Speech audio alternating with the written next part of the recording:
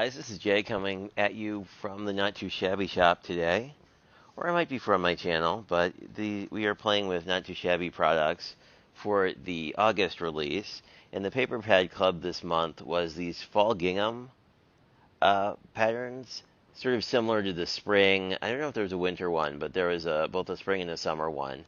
Same idea. And then a Sweet Life, which is jam themed, and I was just so incredibly excited because the cut aparts this time have sentiments too.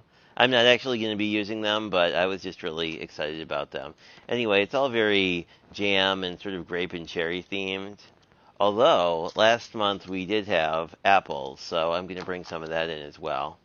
Um, and the gingham are what you'd expect. So I thought I would take the same card base we actually used yesterday at the time of filming for the Not Too Shabby Live that we did, which is basically a mini slimline, but the front panel doesn't all the way extend.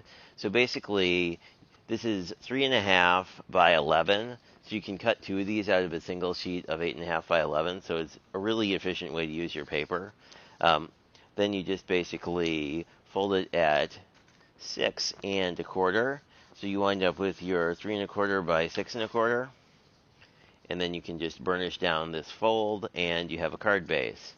Additionally, for this design, you're going to need some kind of sentiment. I cut a bunch of these just to note. These are 1x3. I just did this on my Cricut because I really liked the font and thought it would go well with sort of the harvest late summer theme. And then I thought brown would be a good sort of matting color, especially once we kind of get into, these are the actual patterns that I picked.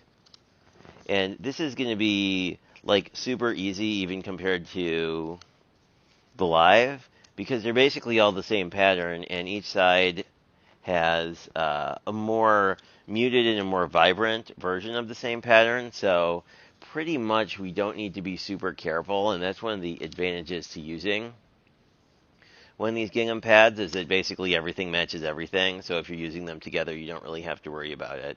I've been using, I think, especially if you're going to pre-cut this in advance, like a more neutral shadow layer is nice.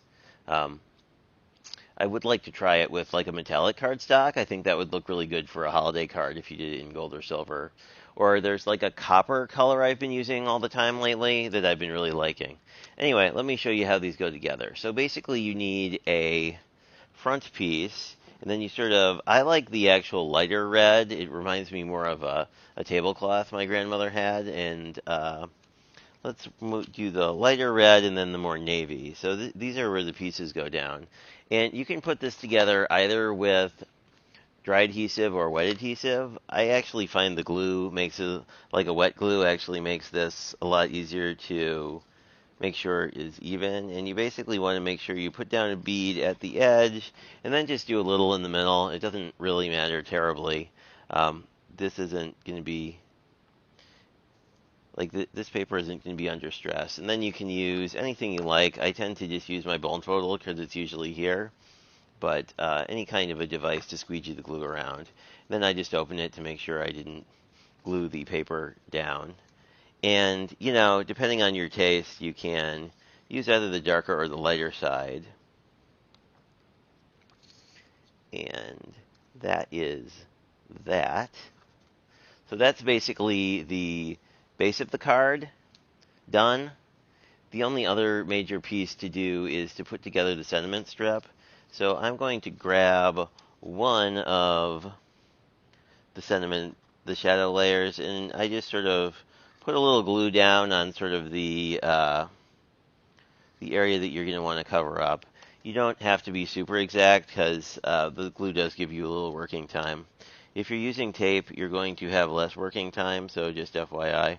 And you can decide how much of a shadow layer you want.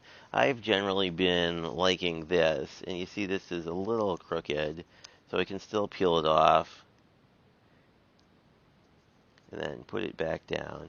Sometimes too, like, it's often easier to see if it's even on the back than the front.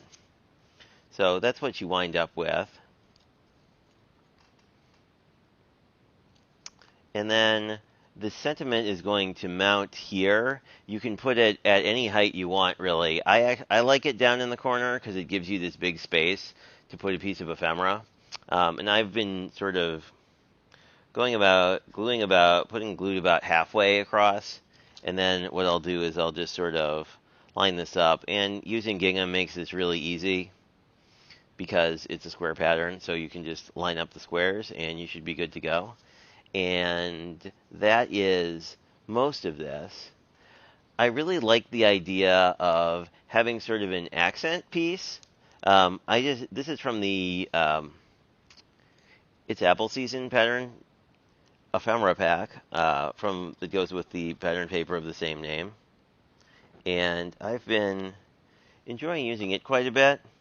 I think it goes sort of with the fall and the fruit tree kind of, which would give you jam. I guess not technically great, but work with me. And then we just basically want a piece of ephemera somewhere over here just to work as our focal point. I like to sort of overhang the sentiment, especially if you're using, well, let's use this one. This glitter paper on the back is really cool. Like others have said, it's always sad to use the cut-aparts to a certain degree because you wind up sacrificing some sort of cool paper on the back. I mean, these pads really don't have any bad options. So I think I'll just line this up here. I like how the fruit is overhanging the just a note. And there we go. You can, of course, bling this up if you like. On the ones on the live, we wound up using enamel dots, which I may do here. Depending on how big your sentiment is, like having a single dot here or in the corner here also works to sort of add a little bit of bling, but I like how this is coming out. So thanks for checking this out, and I'll be back momentarily to show you how the whole set looks. We are back, and you can see the full set of cards. I think the one with the dog is my favorite, honestly, because of how I moved the sentiment up, and you can kind of see the dog peeking through underneath.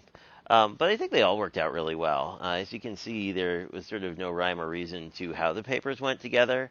So you can see sort of the benefit of using a paper pad where basically everything matches.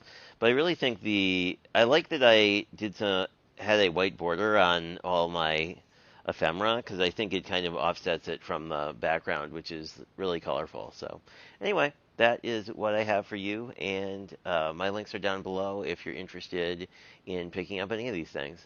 So talk to you guys later. Thanks for checking this out.